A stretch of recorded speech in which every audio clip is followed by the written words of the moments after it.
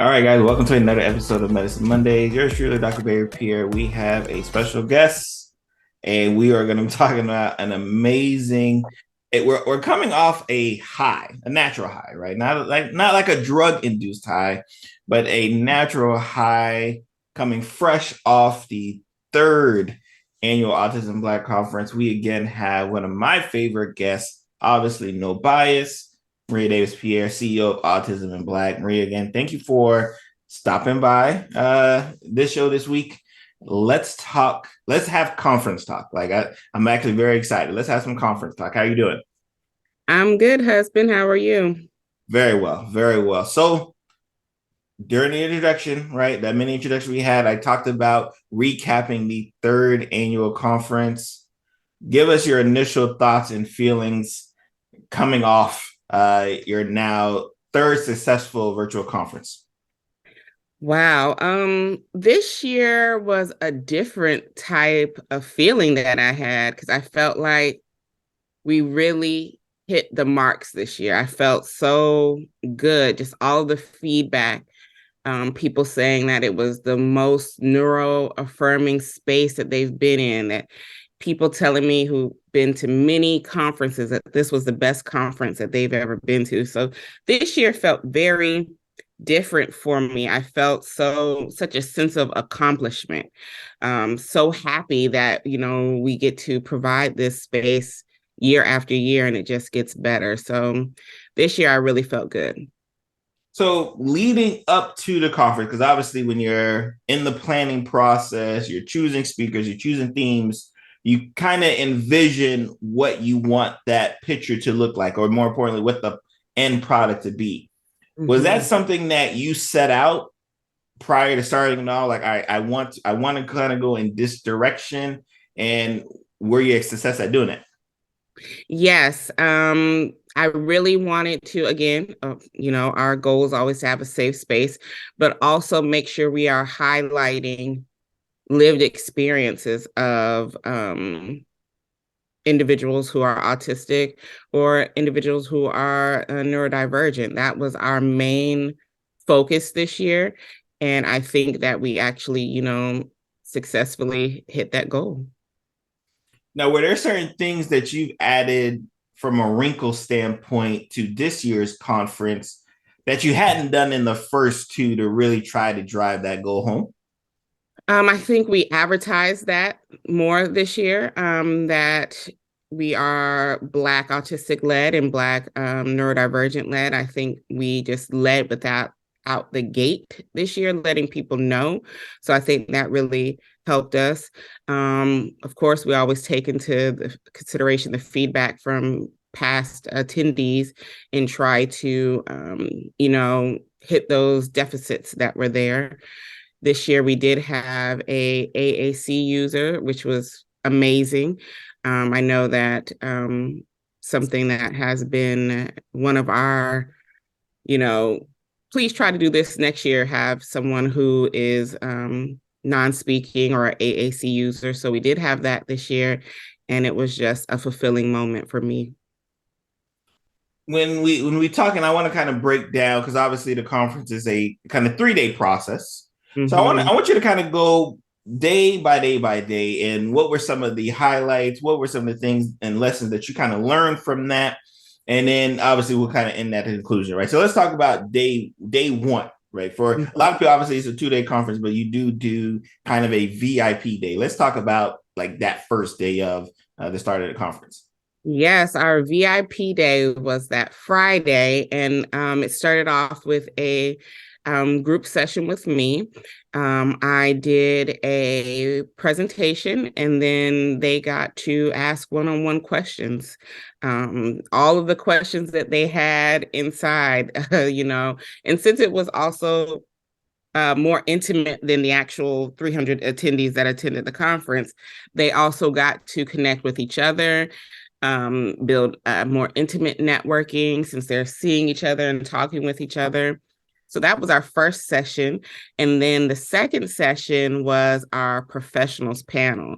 So we had advocates on there. We had clinical psychologists, school psychologists, we had a physician, we had therapists, all types of professionals on this professional panel. And these VIPers got to ask all of their burning questions to this panel. We had over 2 hours with this professional panel, and they were just getting all of their questions answered. So that was an amazing kickoff to what would then go to be Saturday, which was opening day of the conference. I opened the conference. Just inviting everybody in, setting the stage up. And then we had a full day of sessions. We had Cheryl Poe that day, Shamika Allen. We had the Autistic adult panel session, which was amazing again. And we actually added time. So it was a 2-hour panel session. Then we had Sunday. Sunday, we again opened the conference strong, had many, many amazing speakers, had the parenting panel session. Heather Clark did her thing. I mean, she had an amazing session. And then me and you closed that day out and introduced the Autism in Black community to everybody. So yeah, it was a great weekend. So if we had to hold you to the fire and say, Mm-hmm. hey, Maria, each day you got to choose, your favorite presentation. And I want you to kind of put yourself kind of in the mindset of the audience, right? Like, as far as which one got the most, feedback and comments and everything else. What would you say would have been probably like the highlights from a presentation perspective?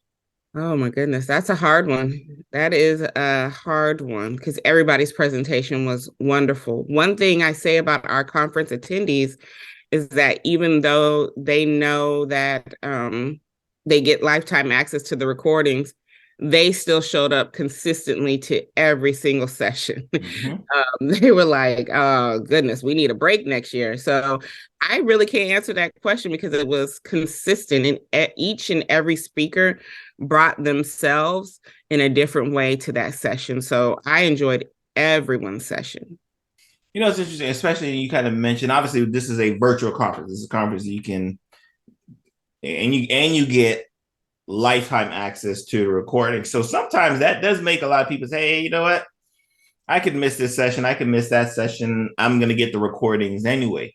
Mm-hmm. But to still have that energy for people wanting to check in, because the conference started what, 9 o'clock, 8 o'clock in the morning, or 8:30. 8:30. So if we're going to start early in the morning, and for those who, my lunch and learn community, y'all know a lot of times when we have these conferences, you always have that early morning session, but a lot of times you kind of treat it as the sleeping session. Like, I'm just sleeping on this one, and then I'll catch kind of the later one. So to have people at attention, ready to go at 8:30 on a Saturday and a Sunday, just really kind of speaks to the testament of the words and the power and the empowerment that they're retrieving like from some of these amazing presenters.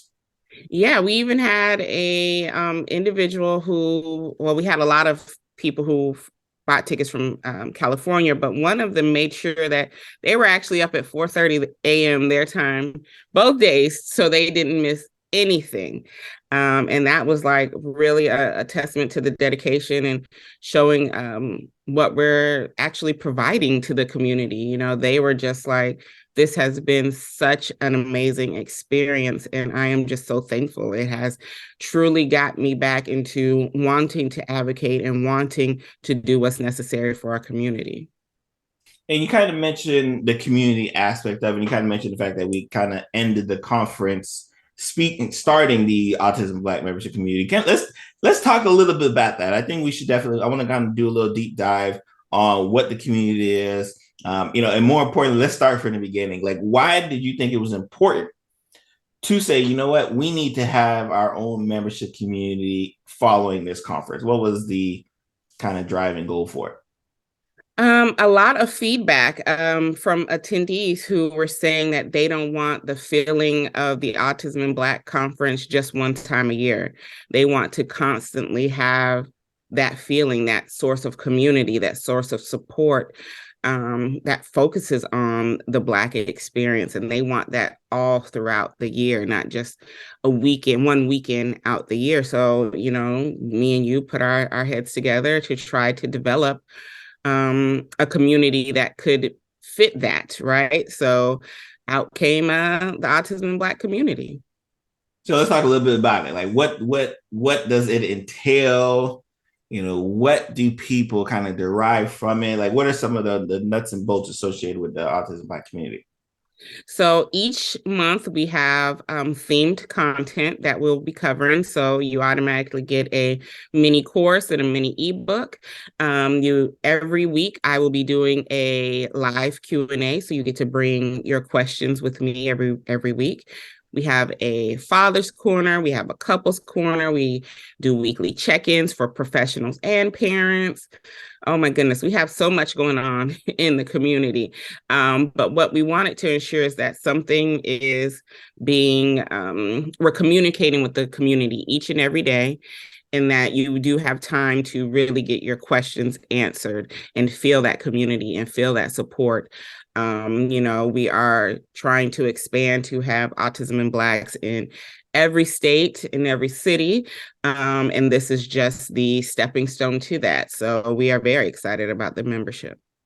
Now, I think one thing, especially with the community, more importantly, just the conference in general, and you kind of mentioned it, was the fact of how important it was to be able to network. Mm-hmm. This is a community that in the past and really even in the present has always felt very disjointed, always felt that information was kind of segregated away from those who really needed it.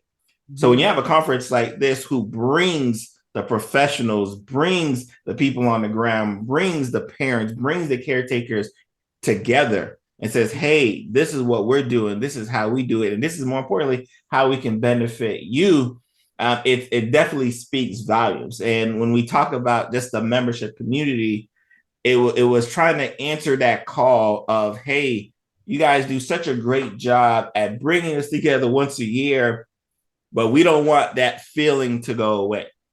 You don't want that feeling of closeness, that feeling of being safe to go away until the next conference, which is, again, a reason why we say, we're going to go all in on this community aspect. We're going to go all in and making sure we're reaching out, right? Obviously from a virtual standpoint, with the parents, reaching out with the caretakers, reaching out to the fathers, right? Reaching out and making sure that information, because we know information is power. Information is what gets us from point A to point B to point C. And a lot of times, because of our lack of information, or more importantly, how difficult it is to get that information, we run into some roadblocks. I had a mini father's corner after the conference, and I remember talking to this father who was kind of going through the struggles and talking about the struggles, and it was very clear that there was just information that I think if that father would have known, and if that family would have known, would have probably contributed to less stress. But because they didn't know it, because they didn't know to ask the right questions, because they didn't know which services are required and not required, because they just didn't know, they were going down a bunch of hurdles that we felt like, oh yeah, you should be able to do this and that. And again, that was just off kind of a one time. So I can only imagine how important this community is going to be at not only building the camaraderie, not only building the networking, but being able to empower those who you touch. Exactly. I think that, one of the things that, again, propelled us in starting this entire organization and everything that we do was the gap in information getting to our community. A lot of times, by the time it gets to our community, there's new information out.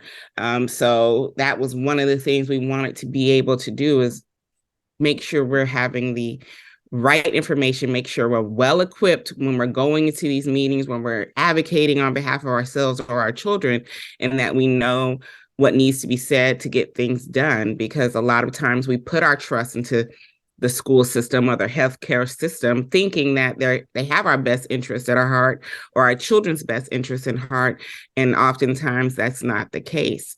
So yeah, we definitely want to make sure that the individuals in the community have the information, they have the support, they have the backup, because it can also feel isolating and lonely when you don't have anybody in your support circle who is raising an autistic child, or has any autistic family members, so they're not understanding these sorts of things. So having that community where you can have that space where you don't have to explain as you are trying to get your support, right? Just makes it easier and more fulfilling. So obviously we've been talking about a community. Where can someone go to kind of find more information about the community? Be able to kind of share it with a friend. With like, where can people go to kind of get some more information on that? You can go to autisminblack.org/membership. You can check out the benefits of signing up monthly or going ahead and paying a yearly membership. You can definitely go ahead and register, sign up, and join us over on in the community. Absolutely love it. So what typically happens during these conferences is that when you're the organizer, when you're the creator, it's sometimes difficult to live in the moment Mm-hmm. because you work so hard to plan, to maneuver, to get people where they need to be, to get the speakers where they need to be, to get the attendees where they need to be, especially because we do it on a third party app that a Mm-hmm. lot of times it's difficult to kind of be in said moment. How difficult is it for you sometimes to kind of be in the moment because you're doing hosting, you're creating this conference, but you're receiving all of this love at the same time? It's hard to manage it all because I think, when you are in the moment of actually doing the conference, you're focused on making sure people are where they need to be. There's a lot of back end stuff that people are not seeing. And then, our team is not this grand team that a lot of people think we are. It's, me, you, and our assistant Corey. So it's just harder to stay in that moment because we are doing a lot of back end stuff. But I can say that at the end of each day, I read the comments, I take it all in, I refer to the team, see what's going on. So I think I'm not able to be in the moment, but after that day is done, I do take the time to take it in and just be like, oh my God, we got through day one, or oh my God, we did a whole another year of the conference and we were successful. So for me, it happens after the day's events. So yes, we would love to live in the moment, but as a creator, right, as an organizer, and really more importantly, as someone who really has the eyes, the ears, and sometimes it serves as a voice for such a significant community, you don't necessarily have the ability to kind of focus on just the year because you Mm-hmm. actually you actually gave us some insight on next year's conference. So let's talk about next year's conference. Obviously, where is it? When is it? The theme, and what are your early thoughts? Obviously, this is the too early to be talking about section, but I think if you are at the conference, you already know that the conference dates are already set. So let's talk about next year's conference, 2024.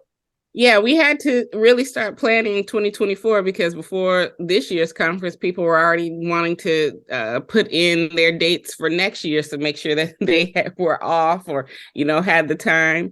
You were already planning next year's conference. So yeah, we are knee deep in 2024 conference, the fourth annual Autism Black Virtual Conference. The theme is Bridging the Gap, which we're very excited about. And the dates are April 19th through the 21st of 2024. Yeah, we're going to be using a Hoover app again. And we're excited. We're excited. We have a lot of plans in store for 2024, just to make the event even greater, which is something that we always strive to do, is to build each year. So you talk about the theme as far as bridging the gap. What was the thought process behind that theme? That theme was actually voted on by attendees. So all of our themes have been voted on by attendees of things that they think that, we should focus on.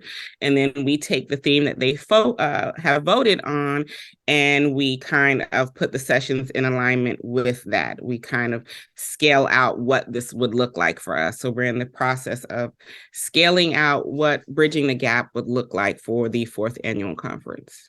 Oh, love it, love it. So again, I think obviously, especially being in the community, especially give flowers when the flowers are due. Give flowers when people can smell it. And when you're in the middle, right, or where you're in the, and I honestly probably the beginning, right, when you're in the beginning of such a significant journey, it's one thing to make sure that you're stopping to smell the roses given. So obviously, I want to obviously shout you out right here and right now, especially with your community, because I know for a fact your community loves you. I know for a fact your community is so excited and so happy that you decided to say, hey, you know what? I want to take on the mission of bridging the gap. I want to take on the mission of making sure that I empower my community with the information they need to help themselves, to help their children. So your flowers from a virtual standpoint are here. And on the days when it's like, oh, this is a lot of work, I want you to remember that you have such a huge community that I guess loves the hell out of you, right? Like, and I think it's been so evident year after year after year, the way they show up, the way they continue to show up, the way they continue to sing your praises. I want to make sure we took a nice little block to say thank you for all that you do. Thank you, husband. That really means a lot to me.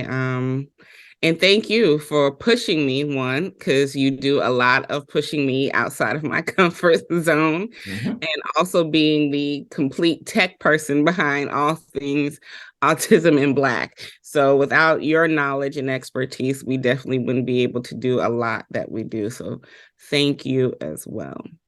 So where can, especially because this may be the first time someone saw you on the Medicine Monday show or heard you on the podcast, where can people find you? You can go to our website, autisminblack.org, and it has links to most everything there, our shop, our conference, our membership community. So you can go right there. You can also find me on Instagram, where I'm most active, and my username is autisminblack. If you are wanting conference tickets for next year, because we are doing pre-sale, you Mm-hmm. can go to autisminblack.org/conference 2024. And again, if you're wanting to join our membership, this is an ongoing enrollment. So there's no due dates or anything. You can enroll at any time. You can go to autismblack.org/membership. Love it. Yeah, and Lunchtime Community Medicine Monday watchers, appreciate you. This is, again, for especially my podcast listeners, this is the voice you hear every intro on the podcast. And I tell people all the time, and sometimes they don't believe me. In the household of the Pierre party of five, I'm like the little fish in here. I am just Barry Pierre. I am I'm not Dr. Barry. I'm not it doesn't matter when we have a big wig. And the reason why we have Big Wig, because she has a big mission and she has a huge community that absolutely loves her, and we love her for that. So again, Maria, thank you for joining this week's episode of Medicine Mondays. Thank you for having me.